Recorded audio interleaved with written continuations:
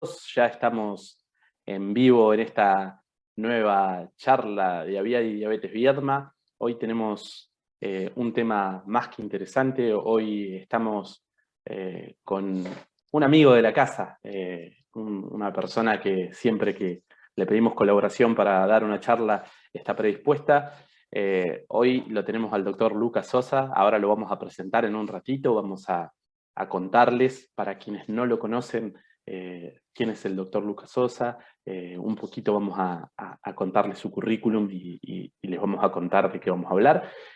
Mañana fría en la ciudad de Viedma, las 10 de la mañana, casi 10 minutos. Esperamos un poquito para que se vayan conectando, pero por respeto a las personas que están conectadas vamos a arrancar esta nueva transmisión en vivo. Hoy, sábado 19 de junio, tenemos una nueva charla de Aviad y Diabetes Viedma. Recuerden que todo este material, quien no pueda ver esta charla o quien quiera volver a verla, va a quedar alojada en el canal de YouTube de Aviadi, que se llama Aviad y Diabetes Viedma. Ahí se pueden suscribir y pueden ver esta charla, las de este año que llevamos hasta ahora realizadas y las del año pasado, ¿sí? La idea de este canal de YouTube es conformar una biblioteca de contenidos sobre diabetes, contenidos digitales, por supuesto, donde vamos alojando las charlas, mensajes de profesionales, por ahí algún video que tiene que ver con diabetes, y la idea es que estén a disposición de todas las personas que quieran escuchar una charla, saber un poquito más, o simplemente conocer de qué se trata la diabetes. Ahora sí, basta de palabras, vamos a arrancar esta linda charla y esto tan lindo que hemos planificado y que hemos programado para hoy, que es esta charla virtual. Hoy vamos a hablar del monitoreo de la glucosa, ¿sí? Vamos a abordar lo que es la educación en el monitoreo de la glucosa, ¿sí? Eso lo vamos a abordar con nuestro amigo el doctor Lucas Sosa. Lucas es, ante todo, un profesional dedicado a la diabetes, formado en diabetes, es médico endocrinólogo, profesor de la Universidad de Bahía Blanca.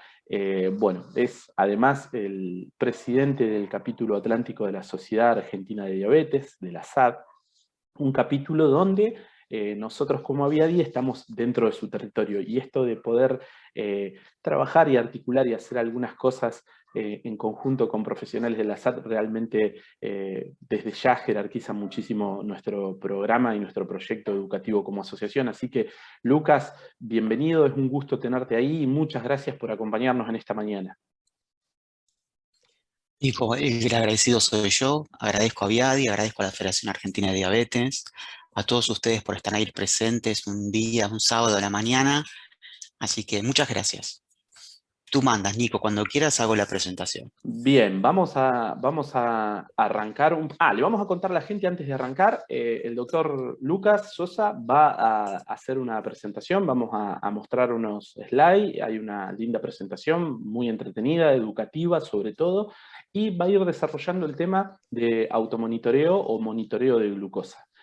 Una vez que el doctor comience, ustedes, en la medida que esa presentación se va desarrollando, pueden ir haciendo sus consultas en el chat de Facebook, donde están mirando este video, pueden ir haciendo sus consultas, escribiéndolas, nosotros las vamos tomando, y cuando Lucas termine, vamos a hacer un momento de preguntas y respuestas para recabar dudas, para informar.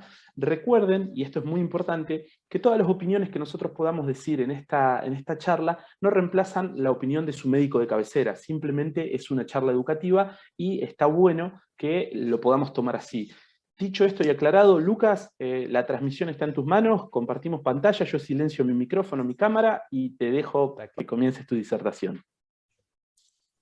Perfecto, Nico, muchas gracias. Buenísima la aclaración, que el médico de cabecera siempre es el primer eslabón ante una consulta, ante una inquietud. Y bueno, vamos a hablar de lo que es educar en el monitoreo de la glucosa. Yo recuerdo cuando era chico, por ahí de vez en cuando, cada 15 días tenía la suerte de ver un dibujito, porque en ese momento esa era la frecuencia con la cual se desarrollaban los dibujos animados, y me gustaba mucho He-Man, acá lo tenemos, y él evocaba el poder de Grayskull para conseguir justamente llevar a cabo todos sus objetivos. Y en definitiva, lo que yo les quiero mostrar, cómo es importante evocar el monitoreo continuo de la glucosa o el monitoreo continuo de los niveles de azúcar para poder tener el poder y el control de la diabetes. Y justamente en esta mañana vamos a charlar un ratito al respecto. Empecemos del principio, creo que lo correcto, siempre hay que empezar así. Ustedes saben que la glucosa es una fuente de alimento muy importante, los hidratos de carbono por ahí es la fuente de alimento más importante que contamos, y para poder llegar al foco de acción, para poder llegar adentro de la célula, sufre cierto proceso que tenemos que conocerlos. Acá tenemos el vaso sanguíneo, adentro están estos cuadraditos de azúcar, y tienen que incorporarse adentro de la célula. ¿Cómo lo hacen? Bueno, para eso contamos con una herramienta que es muy importante, que es la llave de una puerta. Para poder que la glucosa acceda dentro de la célula, necesitamos que la llave abra la puertita y de esa manera ingresa la glucosa adentro de ella. ¿Y para qué va a entrar la glucosa dentro de una célula? En definitiva, el objetivo de la célula es funcionar y para ello necesita energía. Y esa energía no es otra cosa más que la glucosa. La glucosa, cuando se incorpora dentro de la célula, tiene dos caminos distintos que elegir. Uno puede ser consumirse para formar energía y otro depositarse cuando ya tenemos suficiente energía y no tenemos la necesidad de seguir consumiéndola. ¿Qué pasa cuando falla la cerradura o cuando no tenemos la llave, no tenemos la insulina para que ingrese la glucosa adentro? Fíjense, los niveles de azúcar o de glucosa en sangre aumentan y esto implica que nosotros tengamos que de alguna u otra forma desembarazarnos de esta situación, y cuando los niveles de azúcar superan los 180, el riñón contempla la necesidad de empezar a eliminar la cantidad de azúcar que está de más.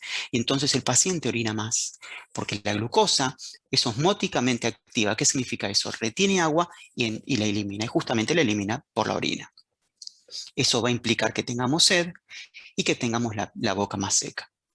Y fíjense, como la glucosa no entra dentro de la célula, con hambre, ávida de comida, la célula empieza a utilizar otros elementos, como las grasas y las proteínas, que a nosotros energéticamente no nos conviene.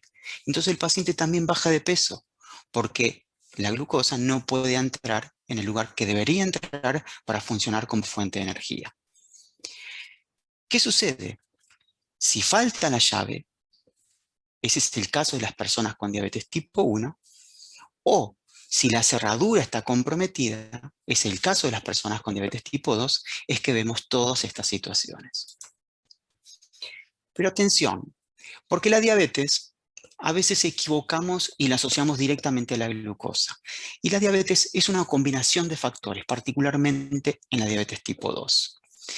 Podemos decir que la diabetes se caracteriza de glucosa alta, no hay dudas, pero está asociada con un montón de situaciones que implican un montón de riesgo. Entre ellas es el colesterol alto, la presión alta, el sobrepeso, la obesidad, el sedentarismo. Todas estas situaciones están presentes en la diabetes, particularmente en la diabetes tipo 2, y tienen el mismo impacto negativo que el valor de glucosa alto. ¿Qué quiero decir con esto? Que no hay que olvidarse de otros aspectos más allá de la glucosa.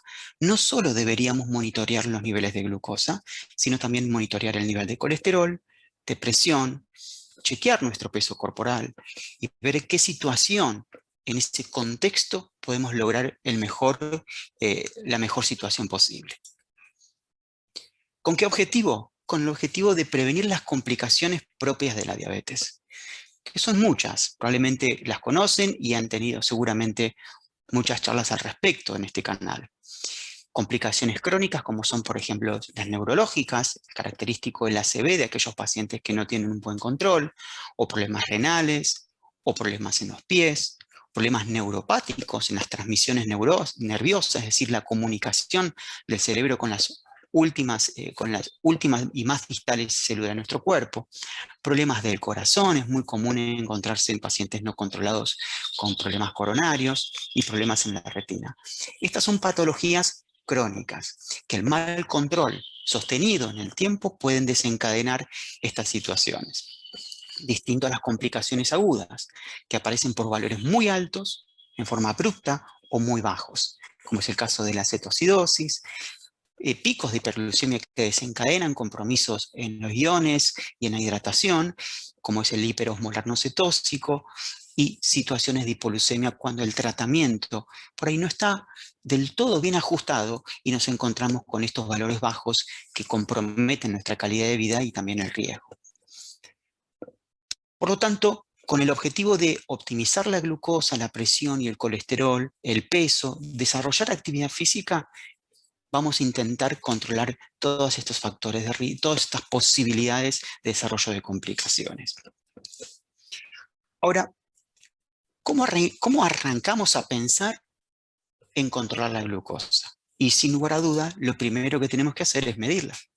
Si nosotros sabemos qué valor tenemos, evidentemente vamos a poder actuar en consecuencia. O sea que es crucial, da poder, empodera saber qué valor de glucosa tenemos. Y para eso hay un montón de sistemas. Entre ellos, sistemas que llamamos controles inmediatos o intermitentes, como es el caso, por ejemplo, de los monitoreos de la glucosa capilar, o el monitoreo continuo de glucosa tipo flash, el freestyle libre, o monitoreos de tiempo real, que por ahora no contamos en el país con estos sistemas, esperemos pronto lo tengamos, pero continuamente van transmitiendo niveles de azúcar a un dispositivo, por ejemplo, celular. Estos son los de tiempo real. Y también los controles de mediano plazo, que son los análisis que nosotros contamos que nos ofrece el laboratorio, como la glucemia plasmática, la hemoglobina glicosilada. Imagino que ustedes saben qué es la hemoglobina glicosilada. La hemoglobina es una proteína que está dentro del glóbulo rojo, de hecho es el que aporta el color a la sangre roja, y que, como cualquier proteína dentro de la sangre, se le va pegando la glucosa. Y cuanto más glucosa hay, más se le va pegando. Y como el glóbulo rojo tiene una vida media, es decir, su vida del glóbulo rojo es entre 2 a 3 meses, cuando nosotros medimos hemoglobina glicosilada, estamos interpretando el valor de la glucosa en ese lapso de tiempo. Por eso es útil para inferir cómo estuvo el paciente retrospectivamente, para atrás, digamos, los últimos 2 o 3 meses. Fructosamina es algo similar, pero este periodo es de solo 15 días o 14 días. Útil también en el embarazo, porque queremos controles un poquitito más cerquita. ¿Y cuál es el objetivo de monitorear la glucosa? Está claro que es conocer qué niveles tenemos, a veces de glucosa y también de cetonas, integrar de esta manera al equipo de salud al paciente. El paciente aporta esa información entre ese núcleo, entre ese grupo paciente-médico, se va generando un sistema educativo que va a reforzar tomar conductas, justamente generar autonomía y confianza. Entonces el paciente está empoderado, podrá actuar en consecuencia. Después de conocer, de integrar la información, ya estará educado para poder empezar a ser autónomo y actuar de acuerdo a los valores que vamos encontrando.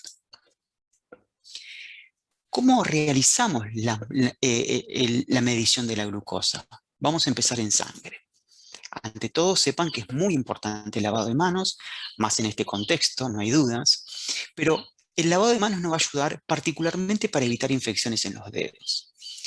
Además, muchas veces nosotros tocamos productos que pueden contener azúcar y sobreestiman el valor. Podrían tener valores más altos si nuestro dedo está contaminado con azúcar, ¿sí? Y es común encontrarse que se repite la lanceta. Con más razón, el lavado de manos es muy importante. Yo como sugerencia les daría que traten de al menos una semana utilizarla, no más que ellos, la lanceta para el control de la glucosa capilar. Es importante elegir el dedo. La verdad que la experiencia que tienen ustedes, las personas con diabetes, seguramente supera la que nosotros tenemos como médicos, pero nosotros tenemos que dar recomendaciones. Y la recomendación es que utilicen estos dedos que están pintados en azul. ¿Por qué? Porque la pinza es la que más utilizamos. Y después por ahí nos duele y nos puede molestar a la hora de hacer las actividades diarias, ¿sí?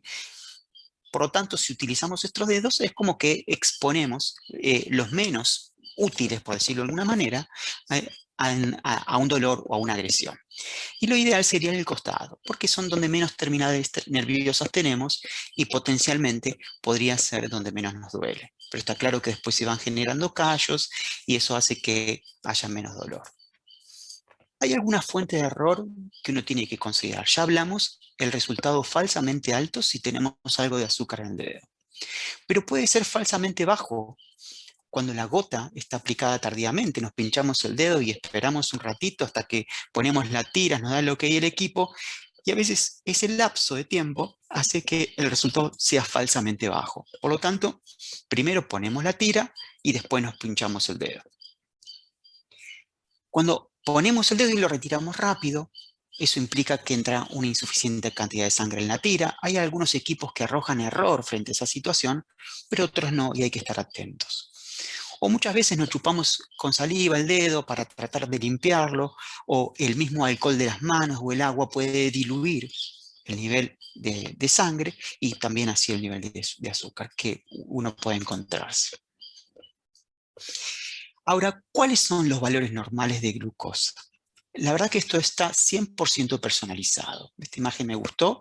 La verdad digo que cada uno tiene un valor de glucosa puntual y específico. Y eso es algo que su médico se lo tiene que transmitir. Con su médico van a ir negociando, porque en definitiva es una especie de negocio la relación médico-paciente, cuál sería lo más conveniente. Ahora vamos a charlar de algunas situaciones puntuales. Pero voy a hablar de la generalidad. En general, los valores que buscamos son en ayunas entre 70 y 110. Y durante el día, es decir, antes de las comidas, particularmente almuerzo, merienda y cena, y después de ellas, lo ideal sería que no superen los 180. De esta forma, a nivel general, tenemos objetivos a buscar. Pero después veremos que hay particularidades en cada uno de las personas con diabetes. Y les voy a presentar 3 casos clínicos. Ramiro, Juliana y Francisco. Fíjense que los 3 tienen la misma hemoglobina glicosilada de 7%, pero los perfiles de glucosa en el tiempo son distintos. Observen, acá en la base imaginemos que tenemos 3 meses. Acá arranca 0 y acá termina en 3 meses. Por eso la hemoglobina glicosilada es el promedio de los 3 meses y fíjense que los 3 pacientes tienen un valor de 7. Miren, por ejemplo, Ramiro. Ramiro estuvo el primer mes y medio muy alto, después se normalizó un poco, después estuvo un mes y medio alto. Miren, por ejemplo, Francisco. Francisco oscila entre valores bajos, altos. Y miren Juliana. Juliana es como que se mantiene dentro de estos rangos que estuvimos pensando, 70, 180. Los 3 tienen la misma hemoglobina glicosilada y los 3 tienen distinto control metabólico. Un laboratorio donde nos informa la hemoglobina glicosilada es un dato útil, pero es una especie de foto. En cambio, el seguimiento de los niveles de glucosa nos permite ver en video, en tiempo, digamos, casi real, cómo es su comportamiento. Entonces, si uno se tiene que centrar en este rango de normalidad que estamos buscando, fíjense que la única paciente que lo está cumpliendo en este caso sería Juliana. Y esto no es otra cosa que tiempo en rango. Concepto muy importante que tenemos que empezar a darle mayor trascendencia y aprender de lo que se trata. Hemoglobina glicosilada no es tiempo en rango. Fíjense en estos 3 pacientes. Los 3 tienen hemoglobina glicosilada de 7, pero son totalmente distintos. No significa que la hemoglobina glicosilada no sirva, solo digo que son 2 parámetros distintos. Uno nos informa qué control metabólico tuvo, y hay muchos datos que hablan que si es menos de 7 es alentador porque prevenimos complicaciones, y otro nos transmite las oscilaciones de su glucosa a lo largo del tiempo. ¿Y qué objetivos tenemos que plantearnos respecto a este tiempo en rango o tiempo en el que vamos transitando con los niveles de glucosa? Esto es, fíjense, este cuadrito, esta tablita, esta columna que vemos acá a la izquierda, es para diabetes tipo 1 y tipo 2. Tipo 1, mayores de 25 años. Fíjense que buscamos que el 70% del tiempo de las veces que uno se mide o que se va controlando la glucosa esté entre 70 y 180. Esto es aceptable. Pero después cambia de acuerdo a la persona. Aquellos pacientes mayores, o aquellas pacientes embarazadas, o aquellos que tienen alguna complicación, por ahí uno puede ser o puede contemplar otro tipo de rango y otros objetivos distintos. Insisto, esto es algo que su médico o con su médico lo charlarán y lo irán definiendo. Ahora, es una pregunta muy común esta. ¿Con qué frecuencia tenemos que medirnos? La verdad que no hay una información universal. Nuevamente, depende de cada uno de cada una de las personas con diabetes. Estas son recomendaciones de la Sociedad Argentina de Diabetes. Vamos a empezar a hablar de aquellas personas con diabetes tipo 1. Los controles mínimos que deberían desarrollar, si tienen una diabetes bien controlada, sería al menos 3 por día. Si el control no es óptimo, los controles tienen que ser al menos 4 por día. Y si estamos frente a pacientes lábiles o muy variables, esos que suben y bajan, deberían ser 5 controles por día. ¿Qué pasa con las personas con diabetes tipo 2? Aquellas que tienen un buen control metabólico y que están utilizando pastillas, con 2 controles por semana sería suficiente. De esa manera el paciente está empoderado, sabe qué valor tiene. Lo importante de esto es que el paciente aprende que de acuerdo a una u otra conducta tiene uno u otro resultado. Es decir, mira, tengo un valor de 90 y ¿por qué salí a caminar? Uy, tengo un valor de 180 y ¿por qué? Y transgredí con alguna comida. Eso lo empodera al paciente y después puede tomar una conducta al respecto. Bueno, ¿tengo que hacer esto o no lo tengo que hacer? Aquel paciente que está con pastillas, pero mal control metabólico, recuerdan la hemoglobina glicosilada, por ejemplo, más de 7, al menos un control por día tiene que hacer, porque nos va a permitir contar con más información y de esa manera, en este equipo paciente-médico, poder ayudar y colaborar a lograr optimizar esos valores. ¿Qué pasa con las personas con diabetes tipo 2 que tienen un buen control pero están con una insulina basal? Insulina basal es esa que mantiene un poco de insulina durante todo el día. Al menos un control por día tienen que tener. Todo paciente insulinizado con insulina basal debe tener un control por día. Sepan que la insulina ya es un factor de riesgo para desarrollar una hipoglucemia. Si uno la maneja bien y se monitorea, evidentemente esto se reduce significativamente la posibilidad de que este evento aparezca. Aquellos que están con insulina y tienen un mal control metabólico, 2 monitoreos por día. Y aquellos que están con un tratamiento de insulina basal y bolo, es decir, una insulina basal e insulinas antes de las comidas, el comportamiento tiene que ser igual que una persona con diabetes tipo 1. Y esta es la historia. Saben que este es el primer glucómetro que apareció en 1972, un equipo japonés que era muy pesado y muy caro, y con el tiempo fue progresando la ciencia, la tecnología, y ya en el 2000, bueno, en 1990 contamos con esas tiras glucométricas que había que pincharse el dedo, ponerla en la tirita, secarlo, dejarla secar, y después comparar. Y si uno tenía una buena vista, podía decir, bueno, estamos entre 140 y 160. Cosa que no era muy preciso, pero realmente fue revolucionario para su momento. Después, porque era accesible además. Después aparecieron estos equipos más objetivos, o sea, nos informaban de un valor puntual. En 2015 apareció el freestyle libre, ¿sí? Que apareció primero en la comunidad de pacientes y después le llegó al médico. Eso hizo que a nosotros al principio nos costara aceptarlo porque no teníamos muchos datos científicos. Después la industria documentó los beneficios y nosotros realmente estamos muy contentos y satisfechos con contar con esta herramienta. Fue para el 2017 cuando apareció el monitoreo continuo en tiempo real, es decir, el paciente tenía el sensor y continuamente le iba informando en un dispositivo, por ejemplo celular, el valor de glucosa. Aportaba alarmas, por ejemplo. Fue en el 2019 cuando apareció el Eversense, un dispositivo que no contamos en nuestro país, como tampoco estos, que tiene el tamaño de un fósforo un poquitito más cortito y más anchito, que se implanta en la piel, por abajo de la piel y dura 6 meses. y continuamente nos va informando el valor de glucosa. Podemos instalar alarmas, incluso podría comunicarse con distintas infusoras. También salió el Freestyle Libre 2, esto ya es muy popular en Europa, y ya en el año 2020 aparece el Freestyle Libre 3, que ya se está difundiendo más, particularmente en España, y la verdad que el futuro es inmenso, inmenso. Desde sistemas como vemos acá abajo a la derecha, que a través de incluso ondas de radio uno podría medir los niveles de glucosa.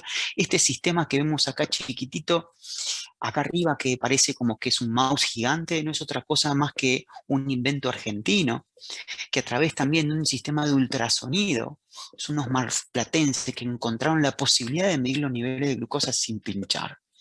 O lentes de contacto que a través del líquido de las lágrimas puede sensar el nivel de azúcar. Todo esto está claro que todavía no contamos, está en investigación. La verdad que hay muchas cosas que uno puede imaginarse a futuro, pero por ahora la verdad que con lo que tenemos es más que suficiente y hasta inimaginado en el año, por ejemplo, 1990, que hoy estemos en esta situación. Entremos un poquitito en detalle en lo que es el monitoreo continuo de la glucosa o el monitoreo de la glucosa tisular. Sepan que esto está orientado más a las personas con diabetes tipo 1. Por ahora no está probado en la diabetes tipo 2, pero es muy interesante que estemos empapados en el tema porque tal vez en algún momento llegue a ser masivo y popular para todos. Esto es un sistema que mide en forma continua los niveles de azúcar dentro o por abajo de la piel, dentro del tejido, ¿sí? No es glucosa de la sangre, sino dentro de un líquido que está dentro del tejido. Cuenta con un sensor, que es este pelito que tenemos acá, y este sensor está comunicado con un transmisor, ¿sí? Los que conocen el Freestyle Libre sería el parchecito. Y ese parche o transmisor le da una señal a su receptor, que podría ser el lector o eventualmente un teléfono que también puede utilizarse con la misma funcionalidad. Pero atención, porque insisto, lo que mide no es glucosa de sangre, mide glucosa de un tejido. Y muchas veces hay diferencias en tiempo. La glucosa que tenemos acá para llegar al tejido tisular, al tejido por abajo de la piel, requiere al menos 5 minutos. Y por lo tanto, cuando encontramos fluctuaciones de glucosa aceleradas, o sea, como que sube, baja rápidamente, y particularmente en los extremos de los niveles de glucosa, o muy bajo o muy alto, y particularmente cuando la vida media del sensor está caducando, digamos, por ejemplo, un sensor, el Freestyle Libre, que hay que cambiarlo cada 14 días, por el día 13-14, estas diferencias entre la glucemia capilar y la glucemia del sensor son más pronunciadas. Entonces, atención, en esos casos sería conveniente comprobarlo con glucemia capilar. ¿Qué tipo de medidores continuos de glucosa existen? Hay muchos. La verdad que los más populares son los monitoreos continuos propiamente dichos, que nosotros tenemos en nuestro país uno que es el monitoreo Guardian, que viene asociado con una bomba, que es la de Medtronic, ¿sí? Pero en otros países está el DESCOM, hoy está el DESCOM 6, que tiene un MAR o una sensibilidad y especificidad muy buena, y continuamente va informando a nuestros dispositivos, por ejemplo celulares, el valor de glucosa. Y no solamente a nuestros dispositivos celulares, porque va a una nube y la nube va al dispositivo celular de la mamá, por ejemplo, de la persona con diabetes, ¿sí? Ofrece alarmas, pero tiene la pequeña dificultad que requiere calibración. Entonces, estos tipos de sistemas requieren que el paciente se mida al menos 2 veces por día la glucemia capilar y de esa manera se calibra y permita su funcionalidad. Popular es el Freestyle Libre. Esto es un sistema de monitoreo intermitente o tipo flash. Intermitente significa que nosotros tenemos que actuar para poder contar con los datos, es decir, pasar el lector sobre el sensor, y si lo hacemos con una frecuencia menor a 8 horas, vamos a contar con una continuidad en esa línea que por ahí ahora en algún momento les voy a mostrar, ¿sí? Y nos va a permitir lecturas de continuidad de los niveles de glucosa. ¿sí? Como viene de fábrica, la calibración no es necesario comparar con glucemia capilar. Lo que no cuenta tampoco con la prestación de alarmas comparado con los sistemas de monitoreo continuo propiamente dicho. Por lo tanto, vemos como en esta evolución, ¿sí?, de la especie va evolucionando también el sistema de control. ¿Se acuerdan? Nos medíamos, anotábamos antes en una tablita, esa tablita se lo llevábamos al médico. Esto casi se está terminando, esta historia de ir con el cuadernito. ¿Por qué? Porque ahora todos los equipos, la gran mayoría, cuentan con la posibilidad de descargar datos. Esto era lo que veíamos hace 4 o 5 años. Hoy vemos esto, tendencias, tiempos en rango, ¿sí? Y esto es lo que a nosotros nos sirve para poder interpretar el control metabólico de cada una de las personas con diabetes. Y esto es un informe de un monitoreo continuo intermitente o tipo flash, ¿sí? ¿Qué es lo que tenemos que mirar? Ante todo, si lo estamos usando bien, porque muchas veces este porcentaje, o sea, las veces que nos escaneamos, no es suficiente. Sepan que al menos cada 8 horas hay que hacerlo. Y al menos 6 o 7 veces por día. Si no lo hacemos, este porcentaje va a ser de 70, y de 70 para abajo no es posible interpretar este informe. Vamos a ver el tiempo en rango. Este es un paciente mío en particular. Fíjense que este estaba muy bien, 82% en rango. Significa que el 82% del tiempo, más de 19 horas, estuvo entre 70 y 180. Muy poco porcentaje estuvo por abajo del rango. Fíjense que bajo rango es menos de 70 y muy bajo menos de 54. Y solo encontramos un 2% en este caso en particular, y solo un 16% por arriba. Nos estima una hemoglobina glicosilada, que hoy se lo llama indicador de glucosa, nos da el valor promedio y la variabilidad. ¿Cuán variable es nuestro paciente? No está nada mal. Fíjense que tiene que ser menos de 36 y tenemos un valor realmente muy bueno. O sea que el paciente no es un sujeto variable. Y acá lo tenemos en gráfico. Fíjense, 180-70, cómo va oscilando dentro de estos patrones que estamos buscando. Este es otro paciente. Fíjense que también utilizan muy bien el sensor en cuestión a cantidad de veces que se mide, 98%. Estos son datos de 14 días, bastante recientes. Podemos poner 30, podemos poner 7, eso lo configuramos nosotros de acuerdo a lo que queramos investigar, ¿sí? Está en un 73% en rango, es nuestro objetivo, queremos que esté por arriba del 70, tiene un 25% por arriba, muy bien, aceptable, y por abajo 2%. Lo ideal sería que este grupo, bajo y muy bajo, sea menos de un 5%. Fíjense su hemoglobina calculada, su glucemia promedia, o sea que es un paciente y que no tiene tanta variabilidad. Esta es una paciente que está con una bomba, por ejemplo, pero está muy bien. Y acá se los comparto nuevamente, pero en el gráfico del AGP, que es el resumen de toda la recuperación de los datos. En esta evolución de la especie, del monitoreo de la glucosa, antes nos encontrábamos con el médico que miraba el equipo y medio como intimidatoriamente le decía: ¿qué está pasando, amigo? Ahora la historia cambió. Ahora se comparte la información.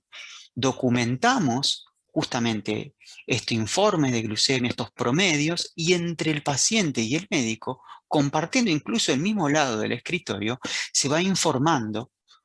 Nos vamos informando qué es lo que tendríamos que hacer para mejorar la condición metabólica. Esto es un ida y vuelta.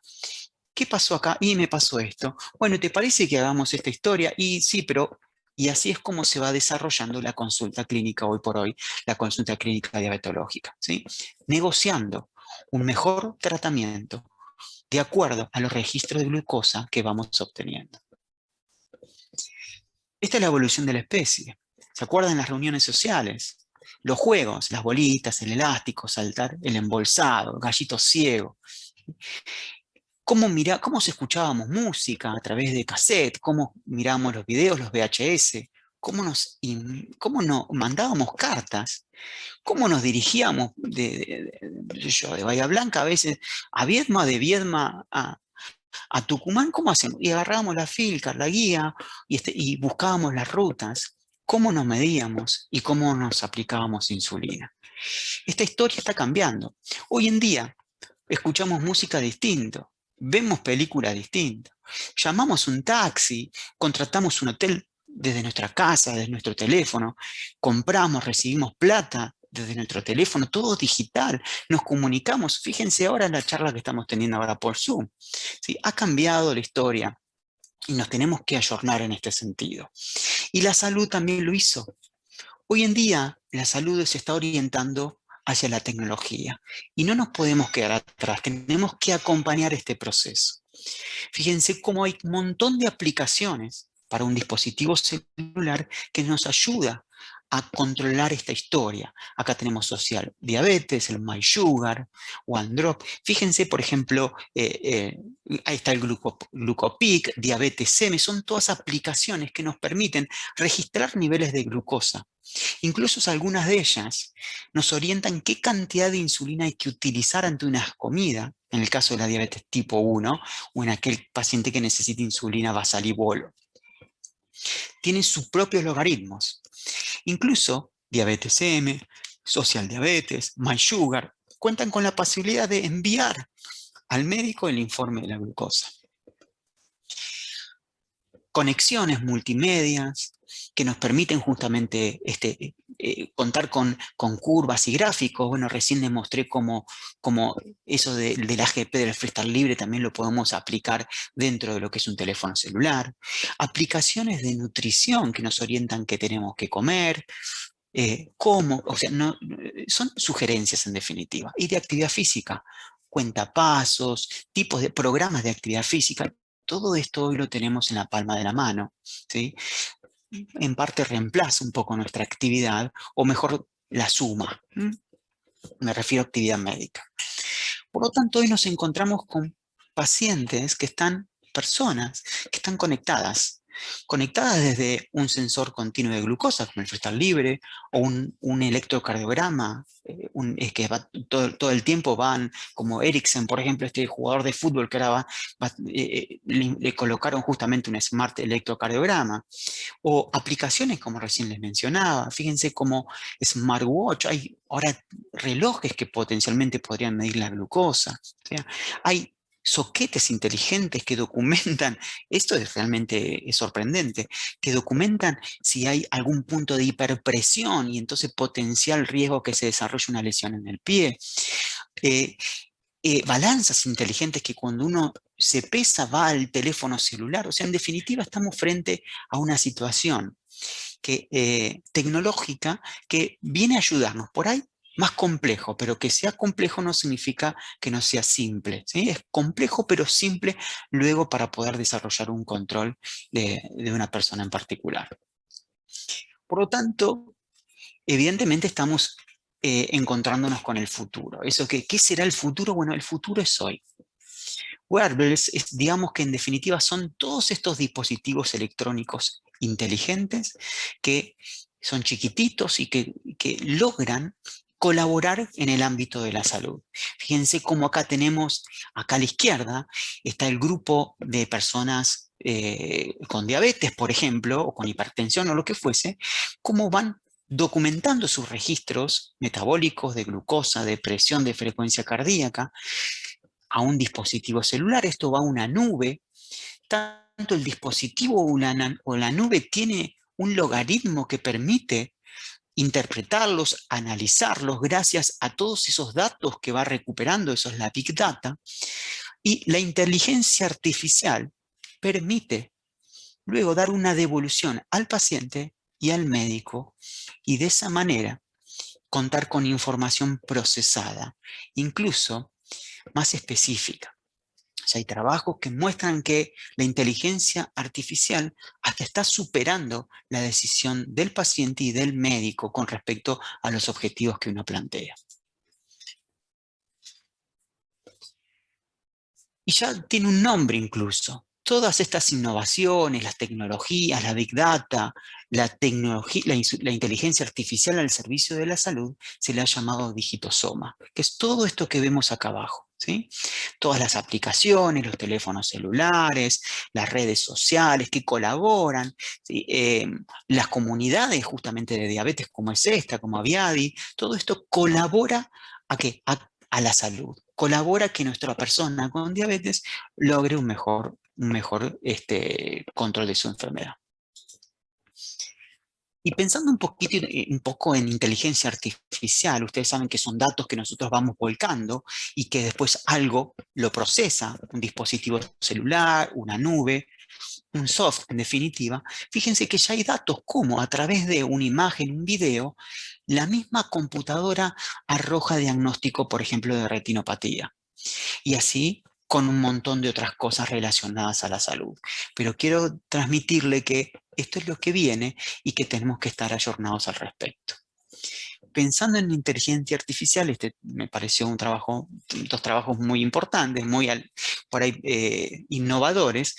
Ustedes seguramente conocerán a veces cuando se meten en un banco o en una página de compras de productos que hay un chatbot, hay un robotito que a veces se llama Lucy, Susi, qué sé yo, uno le pregunta, ¿qué tal? Yo soy el asistente virtual de la empresa tal, ¿en qué puedo ayudarlo? Entonces uno pregunta, necesito comprar esto. Cuando ponen esto, la computadora, a través de inteligencia artificial y la Big Data, le dice, bueno, entonces vaya a este sector. Esto mismo se está aplicando en salud. Fíjense cómo el chatbot podría ser útil en el manejo del sobrepeso y la obesidad. Ya hay programas orientados para eso. O sea que el médico acá no tiene mucho que hacer, salvo orientar al logaritmo qué respuesta hay que dar. Fíjense, ¿no? Está claro que estos son todos estudios que están en desarrollo y por ahora no hay nada concreto, pero fíjense hacia dónde estamos yendo. Entonces, hoy contamos con pacientes conectados, en este caso con freestyle libre o con monitoreo continuo propiamente dicho, que es un DESCOM, o con glucemias capilares, que se van volcando estos datos a las aplicaciones. Este es el MySugar, este es Diabetes M. Ambas, Diabetes M y MySugar, permiten hacer un cálculo de la cantidad de insulina en las comidas que hay que utilizar de acuerdo al valor que uno tiene y de acuerdo a lo que va a comer. GlucoPic es interesante, también es nacional, es un proyecto local me refiero de Bahía Blanca, es un grupo de chicos que están haciendo un soft que les sacan una foto al plato y a través de inteligencia artificial el logaritmo calcula la cantidad de carbohidratos que tiene y sugiere una determinada cantidad de insulina de acuerdo a esa comida. Esto también está por venir, todavía no está instalado. Si bien hay una página donde uno puede consultar y probar, por ahora no está aprobado. Y todos esos datos se vuelcan, como recién les mostré, en una AGP, como vemos acá en el freestyle libre, este paciente que venía muy bien controlado, o en este sistema de Medtronic, estos son los que usan la bomba de Medtronic, o en este sistema de, por ejemplo, de la QCheck, de Roche, que es el SmartPix. Y cuando uno pone Send, tranquilamente puede ir a su médico. Entonces el médico va a contar antes de la consulta con todas estas herramientas y vamos a poder lograr en esta relación médico-paciente, en esta consulta, vamos a poder conseguir mejor información y de esa forma ayudarlos mejor. Entonces nos llega a nuestra computadora, este es mi consultorio de los jueves, sepan que por COVID nos tuvimos que ayornar, tanto los pacientes como los médicos, y hoy, por ejemplo, mis jueves son todos telemáticos, hago todas consultas por telemedicina, y bueno, es así, como bien decía Antonio Machado, caminante no hay camino, esto se va haciendo al andar, y bueno, y así fue como vamos transitando esta pandemia. Y la telemedicina, hoy en tiempos de COVID es muy importante, porque nos acerca al paciente, aquel que por ahí vive lejos o que tiene miedo por COVID. De esta manera, las aplicaciones hoy por hoy, estas plataformas, como les contaba, fíjense en acá, QCheck, la de Medtronic, la Freestyle Libre, nos ayudan a la hora de poder interpretar y desarrollar una consulta también virtual. ¿Sí? Uno puede, como lo estoy haciendo ahora, compartir la pantalla con el paciente y es lo que hacemos habitualmente y discutimos cuál sería el mejor camino para lograr el mejor control. ¿Mm? Y ya terminando, quiero dejar algunos conceptos claros que para mí son importantes, que no solo hay que monitorear la glucosa, no nos olvidemos de vuelta del presión, del colesterol, del peso, ¿sí? Tratemos de quitar carga de estrés, salgamos a hacer deporte, es muy importante. No quedarse solo con la lectura, hay que interpretarla, saber este valor que tengo, ¿por qué fue que lo tengo? Y si tengo esto, ¿qué debería hacer? Esas interpretaciones es muy importante que le hagamos y que le pidamos a nuestro médico que nos ayude a interpretarlas y que entre los dos llegara a la mejor opción posible de tratamiento para mejorarlo. Es muy importante empezar a considerar leer tiempo en rango, particularmente esto es en personas con diabetes tipo 1, y hay que animarse al uso de la tecnología. Esto es muy importante. Y como dijo al principio Nico, hay que consultar siempre con su médico, ¿sí? Y me voy con esto, ustedes saben cómo es la evolución del ser humano, pero bueno, parece ser que lo que viene, o lo que en la etapa en la cual estamos, es este sujeto conectado, digitalizado, y tenemos que acompañar justamente este proceso. Nico, muchas gracias por la invitación. Desde ya aguardo sus preguntas y sus comentarios. Voy a dejar de compartir la pantalla.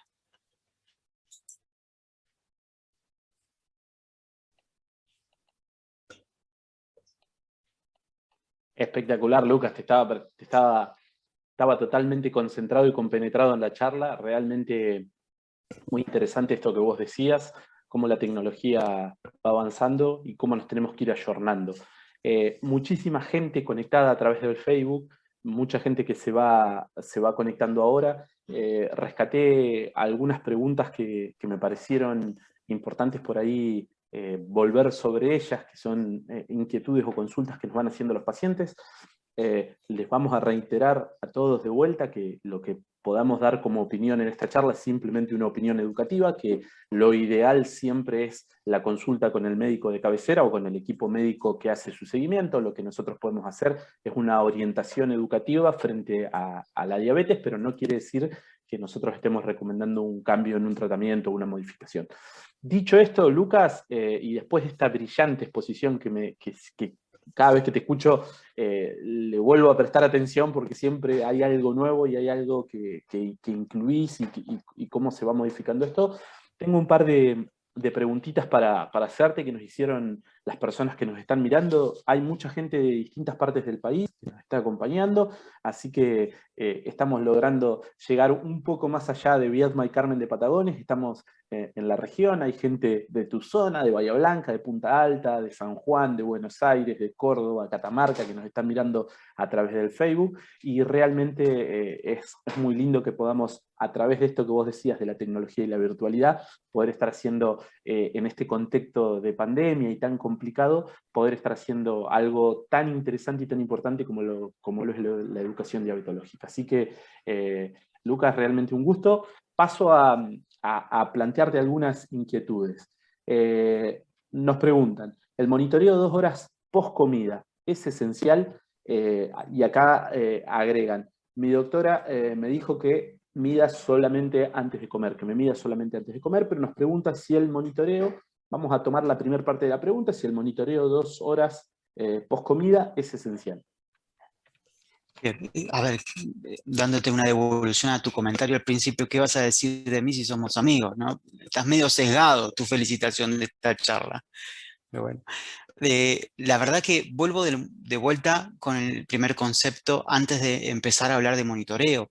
Todo depende de qué persona con diabetes tenemos enfrente. Si estamos con una persona con diabetes tipo 1 que utilizó una insulina rápida antes de una comida, evidentemente tenemos que documentar, como estamos 2 horas después, para certificar que la conducta que tomamos fue la correcta. Sí, la cantidad de insulina que me puse para resolver un valor de glucosa alta, estamos muy bien. Ahora, frente a una persona con diabetes tipo 2, que toma pastillas, que está bien controlado, con 2 monitoreos por semana está bien, por ahí uno en ayunas, podemos ir intercalando.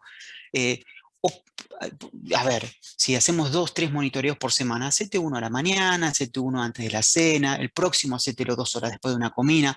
De esa manera sacamos patrones. Nosotros no leemos un único valor, ¿no? No es que leemos valor de glucemia en ayunas y lo interpretamos en forma aislada. No, leemos patrones y los pacientes leen patrones. ¿Qué quiero decir con patrones? Y en estos últimos 15 días los valores de glucosa en ayunas me dieron tanto, los valores de glucosa 2 horas después de una comida me dieron tanto. Y de acuerdo a esos promedios que uno va haciendo, va sacando conclusiones. Pucha, a ver, este tratamiento me viene bien, este tratamiento no es el correcto.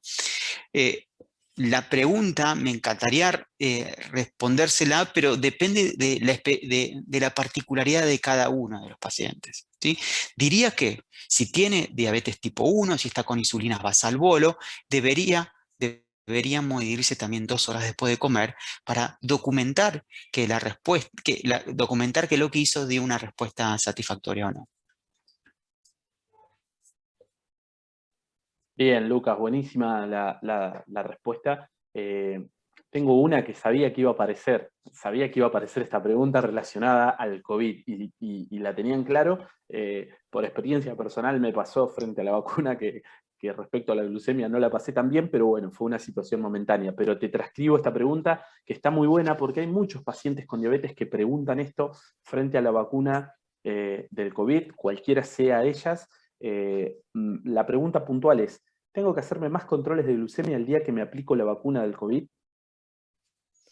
No necesariamente. La verdad, si tiene que parecer un efecto adverso de la vacuna, va a aparecer en la persona con o sin diabetes y no hace, digamos, no hace discriminación el efecto adverso. Los efectos adversos a los fármacos están descritos en todos. ¿Sí? La vacuna también es una de ellas. Cuando uno pone en la balanza el riesgo-beneficio de aplicar vacuna o no, no hay dudas que la vacuna es excelente y es fundamental, particularmente en aquellas personas que tienen algún riesgo agregado. La diabetes es una de ellas. Si en algún momento nos encontramos con un efecto adverso de la vacuna, Dios quiera que no sea así, está claro, como cualquier situación aguda, una gripe o un dolor de muela, el paciente, la persona con diabetes, tiene que monitorearse más seguido. Pero no es el hecho de que uno se tiene que ir a vacunar, no, si aparece la condición, el efecto adverso, la fiebre, digamos que ahí sí uno debería controlarse más, ¿sí? Aprovecho por ahí, hablando de COVID, eh, no hay dudas que la vacuna es fundamental, o sea que si uno tiene que promover que las personas se vacunen, particularmente los que tienen algún factor de riesgo, y las personas con diabetes tienen que contemplar la posibilidad qué sé yo, de estar en contacto con un caso y la necesidad de estar aislado. Y en ese marco es importante que las personas con diabetes tengan todos los suministros necesarios para esos 14, 15 días. Porque está pasando eso. Ah, mira, estuve en contacto con tal, necesito estar aislado. ¿Y después qué sucede? Ah, pero me falta la insulina, me faltan las tiras, no tengo la medicación. Todo eso tenemos que anticiparlo. Traten de tener un suministro de al menos 14, 15 días, lo que dura un aislamiento, para no tener que estar sufriendo esta situación.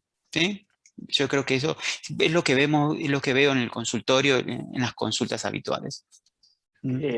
Sí, lo que siempre decimos, lo que es tener una pequeña reserva de medicamentos, muy pequeña, para justamente estas situaciones cuando se complica. Lo vimos también al principio de cuando empezó el aislamiento y la pandemia, cuando no se podía salir tan frecuentemente y que habían muchas restricciones, también que gente que por ahí se quedaba sin medicamentos y no sabía. Bueno, esto es importantísimo, tener la Ujú. provisión por las dudas que suceda algo. Eh, Yendo a esto, Lucas, vuelvo un poquito más para atrás, a donde hablaste de diabetes tipo 1. Otra pregunta o otra consulta, mejor dicho, sería, ¿cuántas mediciones son lo ideal en diabetes tipo 1 con insulina? Nos planteaban si podíamos repetir la cantidad de mediciones en diabetes tipo 1 por día. Ujú. Bien, al menos 4 por día, al menos. La persona con diabetes tipo 1 requiere todos saben, insulina basal e insulinas prandiales antes de las comidas. Eso lo puede hacer con múltiples dosis de insulina, las lapiceras o el infusor y la bomba, que ofrece justamente la ventaja de no estar pinchándose con las lapiceras, más allá de otras, ¿no? Y es muy importante que toda persona con diabetes tipo 1 al menos 4 controles por día haga. La verdad que no es agradable para que utilice las glucemias capilares, porque tiene que pincharse el dedo y molesta, duele, más que aplicarse insulina. Pero hoy en día, yo sé, vos me contabas que la obra social de la provincia de Río Negro está autorizando los sensores y por ahí eso sería una facilidad muy importante, ¿no? Para conseguir ese 70% de uso del sensor, sería al menos 6 u 8 monitoreos o escaneos del sensor por día.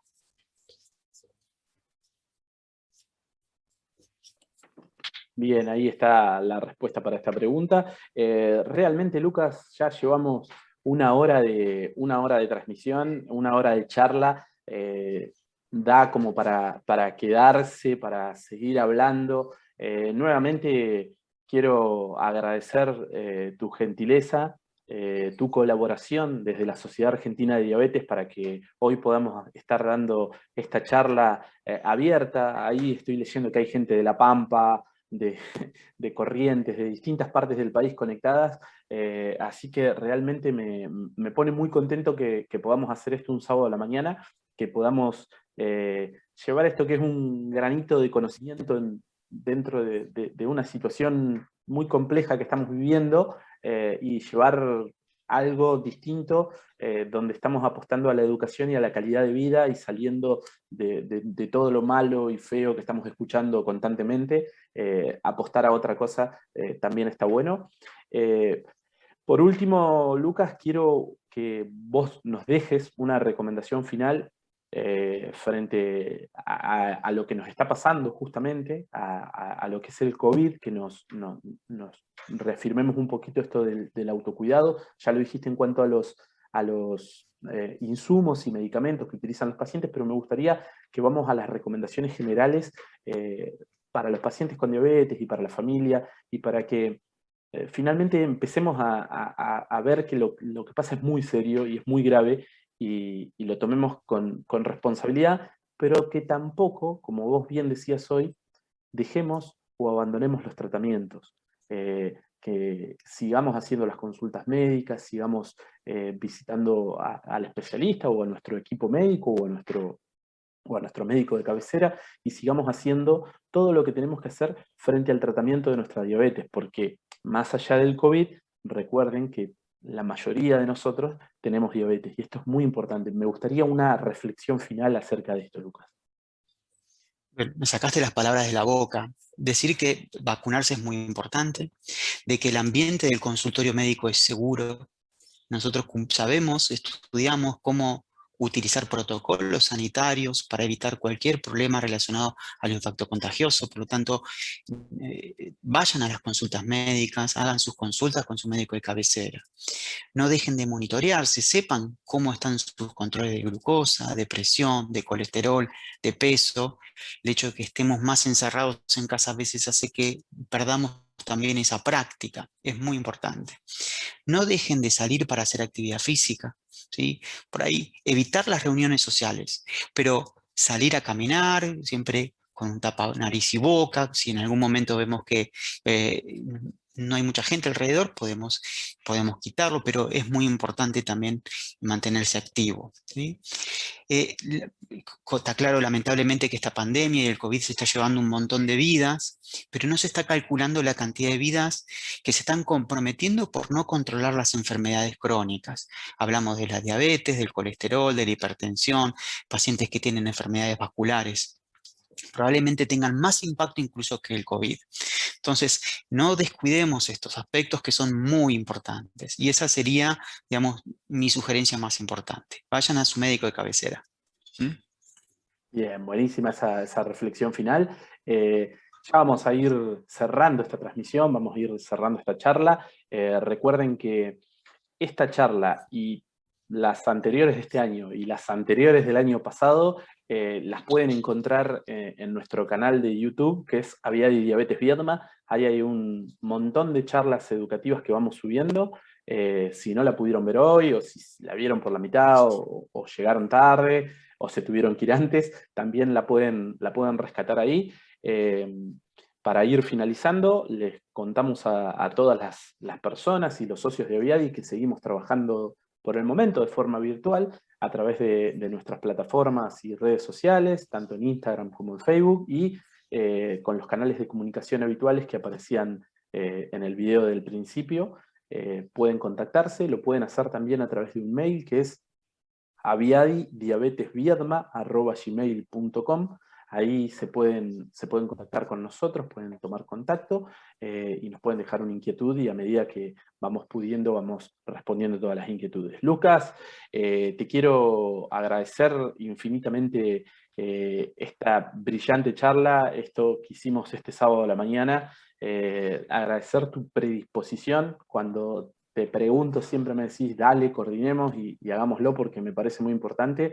Esto habla muy bien de vos como profesional en el hecho de querer socializar la educación y entender que la educación en diabetes es un pilar importantísimo, como el resto de los pilares, o sea, con la misma importancia que el resto de los pilares del tratamiento.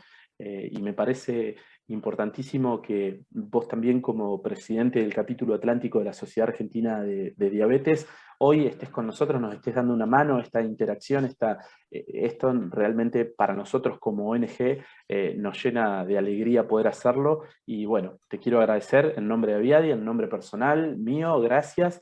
Y bueno, decirles a todos, a vos en especial, Lucas, y a todos los papás que nos están mirando, que mañana tengan un muy feliz Día del Padre, que la pasen muy bien. Para los papás que están, para los que lamentablemente no están, el mejor de los recuerdos, pero siempre sigamos apostando a esto que es cuidar nuestra calidad de vida, seguir educándonos y tratar de hacer las cosas de la mejor manera posible a través de la educación diabetológica. Lucas, un placer, un gusto haber podido compartir esta mañana con vos.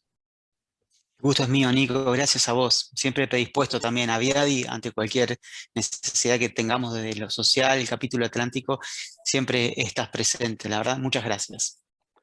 Bien, dicho esto, nos vamos a encontrar dentro de 15 días en la próxima charla. Nos pueden seguir a través del Facebook de Aviadi, que es Aviadi Diabetes Viedma. Ahí subimos toda la información. Por supuesto que esta charla va a quedar alojada ahí también. Y en 15 días plantearemos una nueva charla, que también ya veremos el título que le damos y el contexto que le damos, pero por el momento nuestras actividades siguen siendo virtuales.